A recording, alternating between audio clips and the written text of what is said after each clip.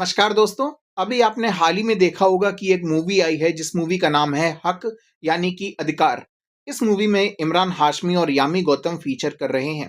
इस मूवी में एक महिला की कहानी दिखाई गई है जो कि अपने अधिकार के लिए, अपने मेंटेनेंस राइट्स के लिए कोर्ट में जाकर के केस करती है और ये मैटर सुप्रीम कोर्ट तक पहुंचता है। लेकिन क्या आपको पता है कि ये जो मूवी है वो एक रियल लाइफ जजमेंट पर बेस्ड है, जिस केस का नाम था Mohammad Ahmad Khan versus Shahbano Begum and others 1985 supreme court. ये केस बहुत ही लैंडमार्क है भारत की हिस्ट्री में, क्योंकि कहा जाता है कि इस केस के बाद भारत की राजनीति की दिशा बदल गई थी। क्योंकि इसी केस के बाद ऐसा कहा जाता है कि भारत में कम्युनलिज्म यानी कि संप्रदायवाद की राजनीति का उदय हुआ। इस केस में सुप्रीम कोर्ट ने यह रूल किया कि जो मुस्लिम मैन हैं उन्हें अपनी वाइफ को मेंटेनेंस देना होगा इद्दत के बाद भी, सेक्शन 125 सीआरपीसी के अंदर। और इसी को ओवरटर्न करने के लिए उस वक्त की कांग्रेस की सरकार, माननीय स्वर्गीय राजीव गांधी जी की सरकार ने एक एक्ट लाया जिसका नाम था Muslim women protection of rights on divorce act 1986, जिसमें यह साफ तरीके से डिक्लेयर कर दिया गया कि पर्सनल लॉस के मैटर में अगर कोई भी लॉ एप्लीकेबल होगा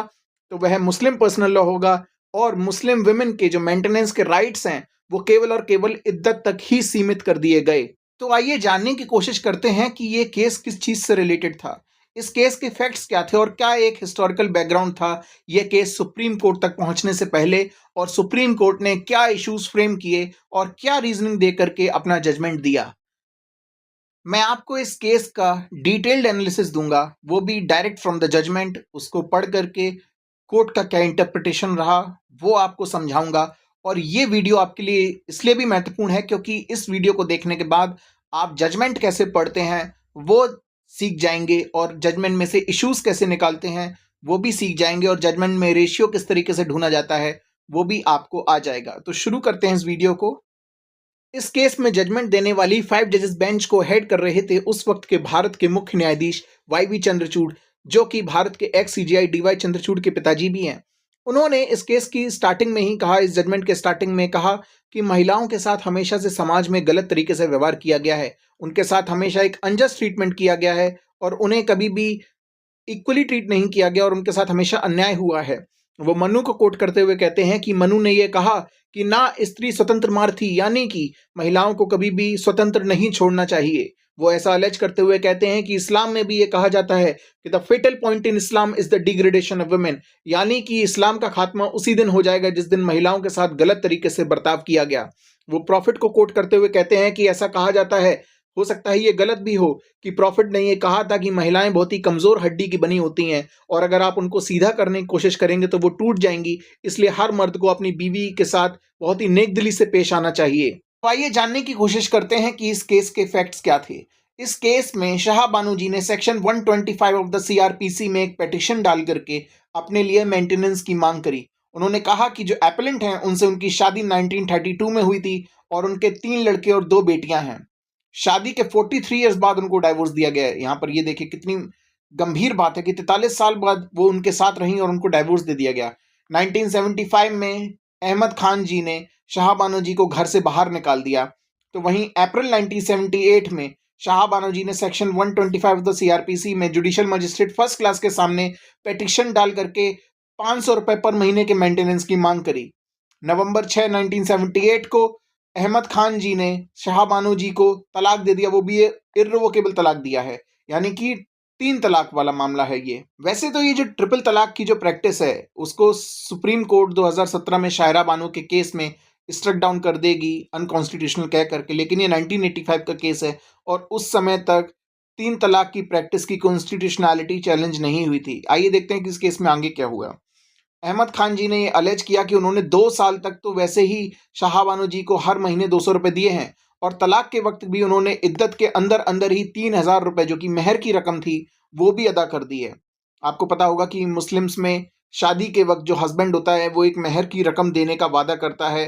दुल्हन को, और वो बेसिकली 2 तरीके की मेहर होती है, एक तो प्रॉम्प्ट होती है, एक डेफर्ड होती है। प्रॉम्प्ट यानी कि आप उसी समय दे दीजिए और डेफर्ड यानी कि आप बाद में देने का वादा करते हैं। लेकिन इस केस में उन्होंने ये जो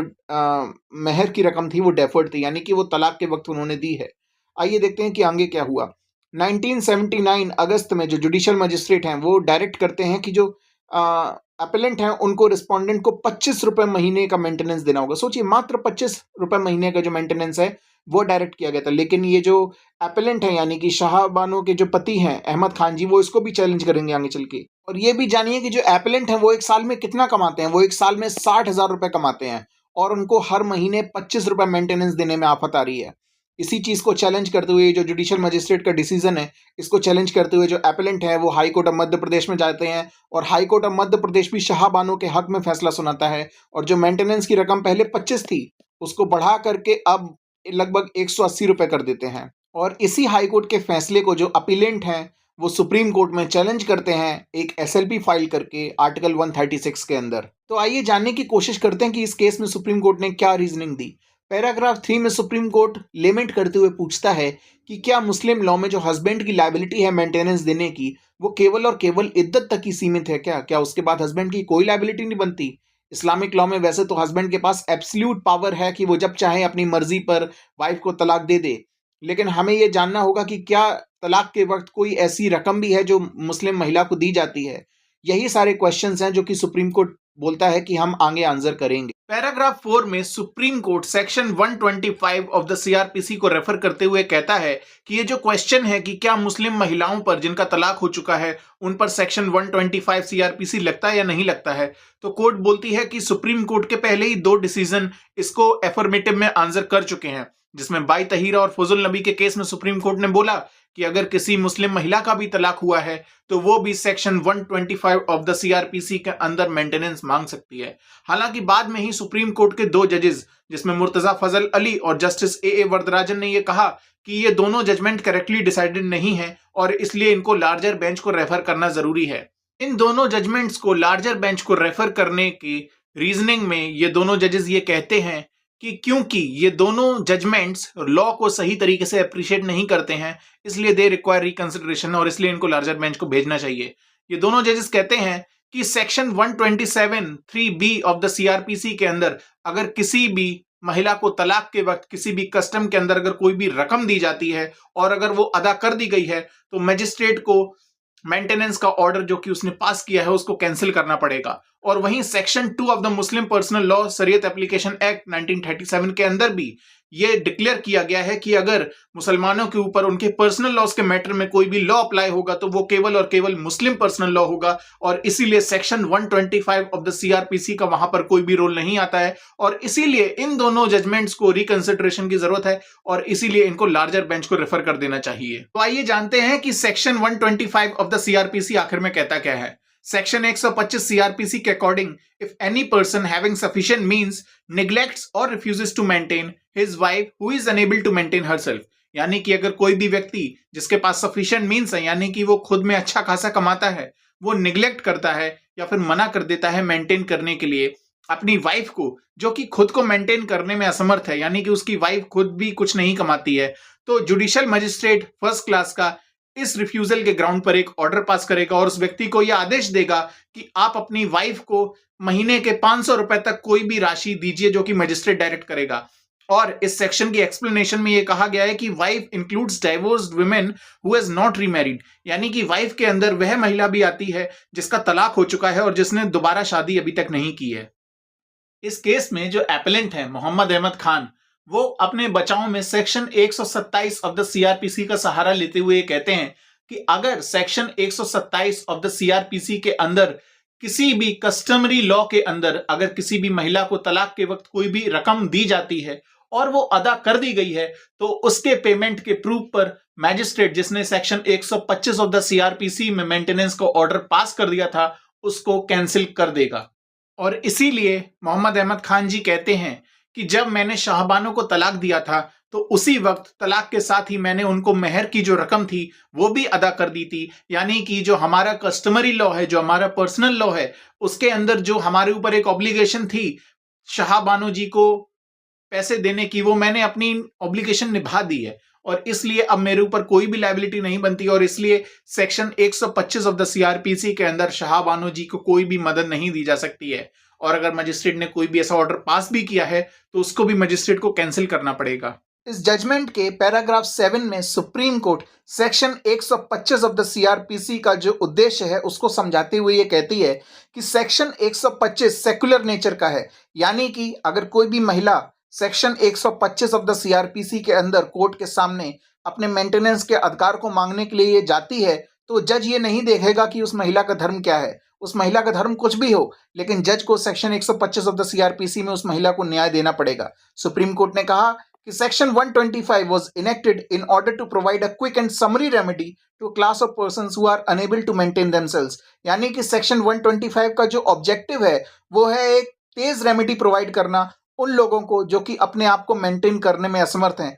और कोर्ट ने बोला कि section 125 cut across the barriers of religion, यानी कि ये सभी धर्मों पर बराबरी से अप्लाई होता है। सेक्शन 125 ऑफ द सीआरपीसी को एक्सप्लेन करते हुए सुप्रीम कोर्ट ये कहती है कि इसका जो उद्देश्य है that is to prevent vagrancy and destitution, यानी कि गरीबी को रोकना और किसी भी महिला को मारे मारे फिरने से बचाने के लिए सेक्शन 125 ऑफ द सीआरपीसी को इनेक्ट किया गया है। और ये प्रोफिलेक्टिक नेचर का है, यानी कि जिस तरीके से कोई डॉक्टर किसी बीमारी को क्योर करता है उसी तरीके से सेक्शन 125 ऑफ द सीआरपीसी गरीबी नामक बीमारी का इलाज करता है। पैराग्राफ 8 में सुप्रीम कोर्ट जागीर कौर वर्सेस जसवंत सिंह के केस को रिलाई करते हुए कहती है कि सेक्शन 125 ऑफ द सीआरपीसी का भी जो उद्देश्य है that is to serve a social purpose, यानी कि एक सामाजिक उद्देश्य को पूरा करता है। पैराग्राफ 9 के अंदर supreme court section 488 of the CrPC of 1898 को रेफर करते हुए कहती है कि जो 1898 की सीआरपीसी का सेक्शन 488 था उसके अंदर एक महिला को मेंटेनेंस का राइट केवल तभी तक था जब तक उसकी शादी चल रही है, और तलाक के बाद उसके पास मेंटेनेंस का कोई भी राइट नहीं होता था। और इसी गलत चीज को दूर करने के लिए हमने जब 1973 में जो सीआरपीसी बनाई है उसके अंदर हमने एक्सप्लेनेशन के अंदर एक क्लॉज भी डाला है जिसमें हमने ये कहा है कि the wife includes a woman who has been divorced and has not remarried, यानी कि वाइफ के अंदर वह महिला भी आती है जिसका तलाक हो चुका है और उसने तलाक के बाद अभी तक शादी नहीं की है। सुप्रीम कोर्ट ने कहा कि the wife means a wife as defined irrespective of the religion possessed by her, यानी कि सेक्शन 125 ऑफ द सीआरपीसी का इस चीज से कोई भी लेना देना नहीं है कि उस महिला का धर्म क्या है। पैराग्राफ 10 में supreme court section 125 of the CrPC को फर्दर एक्सप्लेन करते हुए ये कहती है कि second proviso of section 125 sub section 3 के अंदर अगर कोई भी मैजिस्ट्रेट एक हस्बैंड को ये डायरेक्ट करता है कि आपको अपनी वाइफ को मेंटेनेंस देना पड़ेगा और वो हस्बैंड उसको इस शर्त पर मेंटेनेंस देने के लिए तैयार होता है कि वो वाइफ उसके साथ आकर के रहे, और वाइफ इनकार कर देती है उसके साथ रहने के लिए, तो इस इनकार के बावजूद भी मैजिस्ट्रेट उस हस्बैंड को डायरेक्ट कर सकता है कि आपको उसे मेंटेनेंस देना पड़ेगा। और अगर व्यक्ति ने उस पति ने दूसरी शादी कर ली है तो ये एक जस्ट ग्राउंड है उस वाइफ के रिफ्यूजल का। इसीलिए सुप्रीम कोर्ट कहती है कि मुस्लिम लॉ में हस्बैंड मैक्सिमम 4 शादियां कर सकता है, और इसीलिए ऐसा महसूस होता है कि सेक्शन 125 स्पेशली मुस्लिम्स को भी ध्यान में रख करके बनाया गया है। मोहम्मद अहमद खान अपने डिफेंस में ये आर्गुमेंट रखते हैं कि section 125 of the CrPC Muslims पर इसलिए भी अप्लाई नहीं होता है क्योंकि 1937 का शरीयत एप्लीकेशन एक्ट का सेक्शन 2 ये कहता है कि मुस्लिम्स पर पर्सनल लॉ के मैटर्स में अगर कोई भी कानून अप्लाई होगा तो वो केवल और केवल शरीयत लॉ होगा, और इसीलिए शरीयत लॉ के अकॉर्डिंग, मुस्लिम पर्सनल लॉ के अकॉर्डिंग महिला को अगर मेंटेनेंस दिया जाता है तो वो केवल और केवल इद्दत की सीमा तक ही दिया जाता है। और सेक्शन 125 ऑफ द सीआरपीसी कहता है कि मुस्लिम्स महिला जो कि डाइवोर्स हो चुकी हैं उनको मेंटेनेंस पूरी जिंदगी भी दिया जा सकता है। इसीलिए मोहम्मद अहमद खान जी कहते हैं कि सेक्शन 125 ऑफ द सीआरपीसी और मुस्लिम पर्सनल लॉ में एक डायरेक्ट कन्फ्लिक्ट हमको देखने को मिलता है, और इसी चीज को सुप्रीम कोर्ट इशू फ्रेम करती है कि is there any conflict between Muslim personal law and section 125 of the CrPC. और इस इशू को सुप्रीम कोर्ट आंसर करते हुए ये कहती है कि हम इस चीज से कंसर्न नहीं है कि क्या एक मुस्लिम हस्बैंड अपनी वाइफ को मेंटेन करने के लिए बाध्य है in all the circumstances. Court ने बोला कि हम उस सिचुएशन को डील नहीं कर रहे हैं, हम केवल और केवल वो सिचुएशन देख रहे हैं जहां पर एक महिला अपने आप को मेंटेन करने में असमर्थ है। और कोर्ट बोलती है कि मुस्लिम पर्सनल लॉ में एक हस्बैंड की लायबिलिटी केवल और केवल इद्दत तक सीमित है, लेकिन उसके बाद क्या होगा वो मुस्लिम पर्सनल लॉ नहीं कहता है। यानी कि मुस्लिम पर्सनल लॉ मना भी नहीं करता और अलाउ भी नहीं करता है कि आप इद्दत के बाद भी मेंटेनेंस दीजिए। और इस सिचुएशन में सेक्शन 125 का रोल आता है, और सेक्शन 125 के अंदर एक मुस्लिम महिला इद्दत के बाद भी मेंटेनेंस क्लेम कर सकती है। सुप्रीम कोर्ट बोलती है कि the Muslim personal law does not contemplate or countenance the situation envisaged by section 125. It would be wrong to hold that Muslim husband, according to his personal law, is not under an obligation to provide maintenance beyond the period of iddat to his divorced wife who is unable to maintain herself. यानी कि supreme court बोलती है कि मुस्लिम personal law इस situation को नहीं इन्विसेज करता है कि इद्दत के बाद महिला को मेंटेनेंस कौन देगा, और यह कहना गलत होगा कि एक मुस्लिम हस्बैंड के पास कोई भी लायबिलिटी नहीं होती है अपनी वाइफ को मेंटेन करने के लिए इद्दत के आगे। सुप्रीम कोर्ट बोलती है कि the argument of the appellant that according to Muslim personal law his liability to provide the maintenance of his divorced wife is limited to the period of iddat despite the fact that she is unable to maintain herself has therefore to be rejected. यानी कि जो husband की argument है कि इद्दत के बाद मुस्लिम wife को maintenance नहीं दिया जाएगा, इस आर्गुमेंट को रिजेक्ट किया जाता है। सुप्रीम कोर्ट बोलती है कि the true position is that if the divorced wife is able to maintain herself, the husband liability to provide maintenance of her ceases with the expiration of the period of iddat. If she is unable to maintain herself, she is entitled to take recourse of section 125 of the code. यानी कि अगर एक wife अपने आप को maintain करने के लिए कैपेबल है तो हस्बैंड की लायबिलिटी उसको मेंटेनेंस देने की इद्दत तक खत्म हो जाती है। लेकिन अगर वह वाइफ अपने आप को मेंटेन करने में असमर्थ है तो हस्बैंड की लायबिलिटी इद्दत के बाद भी एक्सटेंड करती है और सेक्शन 125 के अंदर वह महिला मेंटेनेंस का अधिकार मांग सकती है।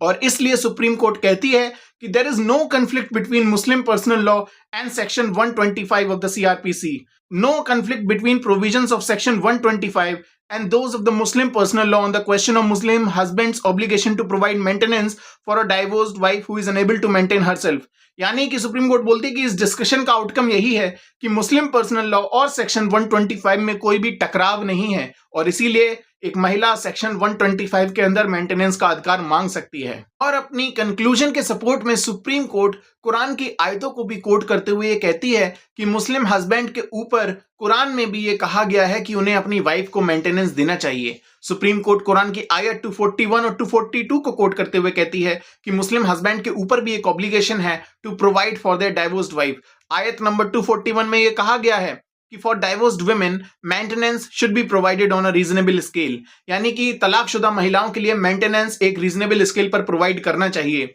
हालांकि सुप्रीम कोर्ट की इस अप्रोच को भारत के एक बहुत ही महान legal luminary Faizan Mustafa sir criticise करते हैं और ये कहते हैं कि सुप्रीम कोर्ट के जजेस are not well equipped to quote Quran in their judgments. यानी कि आप रिलीजियस मैटर्स को, आप रिलीजन को कोट नहीं कर सकते हैं अपने जजमेंट्स में, क्योंकि सुप्रीम कोर्ट के जजेस जो होते हैं वो कॉमन लॉ में ट्रेंड होते हैं और इसलिए थियोलॉजी पर उनकी कमांड उतनी अच्छी नहीं होती है और इसलिए जजेस को कुरान वगैरह को कोट नहीं करना चाहिए अपने जजमेंट में। आइए अब जानते हैं कि सेकंड इशू के बारे में सुप्रीम कोर्ट ने क्या इंटरप्रिटेशन दी। सेकंड इशू में जो हस्बैंड मोहम्मद अहमद खान है वो ये आर्गुमेंट रखते हैं कि अगर कोर्ट ने शाहबानो के हक में सेक्शन 125 में अगर कोई फैसला पास कर भी दिया है तो सेक्शन 127(3)(b) के अंदर उस फैसले को रद्द किया जा सकता है, क्योंकि सेक्शन 127(3)(b) के अंदर अगर किसी भी कस्टमरी लॉ में किसी भी महिला को तलाक के वक्त कोई भी रकम अदा करनी है और वो कर दी गई है तो उसके प्रूफ पर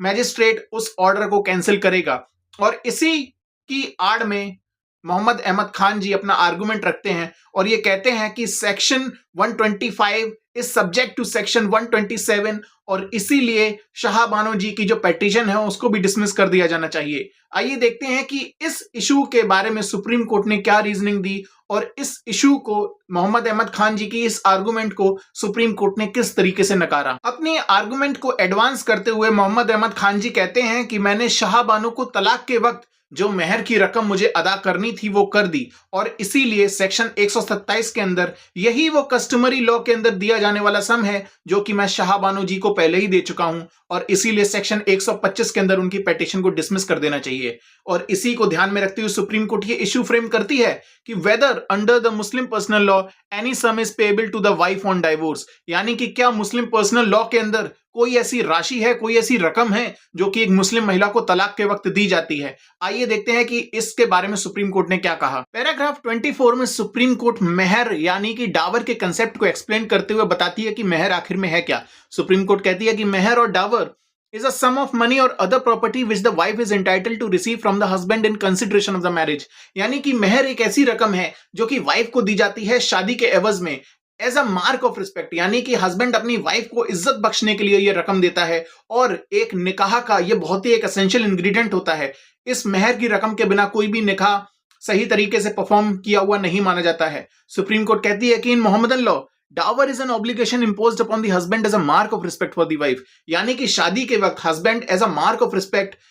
अपनी वाइफ की इज्जत करने के लिए वो रकम उसे देता है। और कोई भी अपनी वाइफ को तलाक इसलिए नहीं देता है कि वो उसकी इज्जत करता है। और इसीलिए सुप्रीम कोर्ट कहती है कि डावर वो रकम नहीं है जो कि हस्बैंड अपनी वाइफ को तलाक के वक्त देता है, बल्कि उल्टे डावर वो रकम है जो कि मेहर जो कि हस्बैंड अपनी वाइफ को देता है शादी के एवज में। सुप्रीम कोर्ट डावर को एक्सप्लेन करते हुए कहती है कि डावर यानी कि मेहर दो तरीके की होती हैं। पहली होती है प्रॉम्प्ट और दूसरी होती है डेफर्ड। प्रॉम्प्ट यानी कि जो शादी के वक्त हस्बैंड तुरंत दे देता है अपनी वाइफ को, और डेफर्ड यानी कि शादी के वक्त ना दे करके शादी के बाद कभी भी दी जा सकती है और तलाक के वक्त भी दी जा सकती है। और इसीलिए सुप्रीम कोर्ट कहती है कि if mehr is an amount which the wife is entitled to receive from the husband in consideration of the marriage, that is very opposite of the amount being payable in consideration of the divorce. यानी कि अगर मेहर एक ऐसी रकम है जो कि wife entitled है अपने हस्बैंड से रिसीव करने के लिए मैरिज के वक्त, तो ये इस बात का बिल्कुल उल्टा है कि वही रकम उसे तलाक के वक्त भी दी जाएगी। यानी कि मेहर वो रकम नहीं है जो कि वाइफ को तलाक के वक्त दी जाती है। और इसीलिए मोहम्मद अहमद खान जी की आर्गुमेंट की उन्होंने सेक्शन 127 के अंदर एक कस्टमरी लॉ के अंदर उन्होंने शाहबानो जी को वो मेहर दे दी है, और इसीलिए उनकी 125 की जो याचिका है उसको रद्द कर देना चाहिए। ये आर्गुमेंट सस्टेन नहीं कर सकती। और इसीलिए सुप्रीम कोर्ट मोहम्मद अहमद खान जी की दोनों आर्गुमेंट को नकार देती है। पहली ये कि मुस्लिम पर्सनल लॉ और सेक्शन 125 सीआरपीसी में एक कन्फ्लिक्ट है, इसको भी सुप्रीम कोर्ट नकार देती है और कहती है कि नहीं, दोनों में कोई कन्फ्लिक्ट नहीं है। और जो दूसरी आर्गुमेंट की सेक्शन 127 के अंदर उन्होंने शाहबानो जी को जो रकम दी है मेहर की, वही कस्टमरी लॉ के अंदर भी दी जाती है और इसलिए उनकी 125 की याचिका को रद्द कर देना चाहिए। सुप्रीम कोर्ट कहती है कि मेहर वो रकम नहीं है जो कि तलाक के वक्त दी जाती है, क्योंकि कोई भी अपनी वाइफ को इसलिए डाइवोर्स नहीं देता कि वो उसे उसकी बहुत इज्जत करता है। इस केस में आगे सुप्रीम कोर्ट पैराग्राफ 31 में all India Muslim personal law board को भी फटकार लगाती है और कहती है कि इन्होंने एक बेवजह की एक बहुत ही इंथुसियाज्म दिखाई है इस पेटिशन को सपोर्ट करने के लिए, मोहम्मद अहमद खान जी की जो पेटिशन उसको सपोर्ट करने के लिए, क्योंकि ये लोग नहीं चाहते हैं कि एक बेचारी मुस्लिम महिला का जो मेंटेनेंस का अधिकार है वो अपहेल्ड किया जाए कोर्ट के द्वारा। पैराग्राफ 32 इस जजमेंट का हमारे लिए बहुत इंपॉर्टेंट है, क्योंकि इस पैराग्राफ में supreme court uniform civil code की बात करती है। आर्टिकल 44 हमारे संविधान का, जिसमें यह कहा गया है कि the state shall endeavour to secure for the citizens a uniform civil code throughout the territory of India. ये राज्य नीति के निर्देशक तत्वों में राज्य के ऊपर यह दायित्व है कि वह भारत के नागरिकों के लिए यूनिफॉर्म सिविल कोड लाने की कोशिश करेगा। और इसीलिए सुप्रीम कोर्ट कहती है कि हिंदू समाज ने तो हिंदू कोड बिल ला करके अपने पर्सनल लॉस को रिफॉर्म कर लिया है, लेकिन मुस्लिम समाज में अभी इस तरीके का कोई भी रिफॉर्मेशन हमें देखने को नहीं मिल रहा है। और इसीलिए राज्य के ऊपर यह दायित्व है कि वो आगे आकर के मुसलमानों के पर्सनल लॉज में भी रिफॉर्म करे और उनके लिए भी एक यूनिफॉर्म सिविल कोड लाने की कोशिश करे। इस जजमेंट के आखिर में सुप्रीम कोर्ट अल्लामा इकबाल को कोट करते हुए यह कहती है कि अल्लामा इकबाल ने कहा था कि the question which is likely to confront Muslim societies in the near future is whether the law of Islam is capable of evolution, a question which will require great intellectual effort and is sure to be answered in the affirmative। यानी कि अल्लामा इकबाल ने कहा था कि मुस्लिम समाज को आगे चल के ये सोचना होगा कि क्या इस्लामिक लॉ एवोल्यूशन के लिए कैपेबल है, यानी कि क्या इस्लामिक लॉ में भी सुधार किया जा सकता है। और अल्लामा इकबाल ने कहा था कि इस क्वेश्चन का आंसर हमेशा हाँ में ही होना चाहिए। पैराग्राफ 35 में सुप्रीम कोर्ट ये कहती है कि we dismiss the appeal and confirm the judgment of the high court, यानी कि मोहम्मद अहमद खान जी की जो अपील सुप्रीम कोर्ट में गई थी उसको सुप्रीम कोर्ट डिसमिस कर देती है। सुप्रीम कोर्ट मोहम्मद अहमद खान जी को ये डायरेक्ट भी करती है कि आपको शाहबानो जी को जो उन्होंने अपील की जो कॉस्ट है वो भी आपको अदा करनी होगी, और लगभग 10,000 रुपए मोहम्मद अहमद खान जी को डायरेक्ट किया जाता है कि आप शाहबानो जी को जो उन्होंने लिटिगेशन का इतना खर्चा उठाया वो आपको उनको अदा करना पड़ेगा। उम्मीद करता हूं आपको ये वीडियो अच्छी लगी होगी, और अगर अच्छी लगी है तो इसी तरीके का और भी इंफॉर्मेटिव कंटेंट लॉ पर पाने के लिए इस चैनल को सब्सक्राइब करें। आपके व्यूज क्या हैं इस जजमेंट को लेकर के वो हमें कमेंट सेक्शन में बताएं। इस वीडियो को लाइक करें और अपने दोस्तों के साथ शेयर करें। धन्यवाद।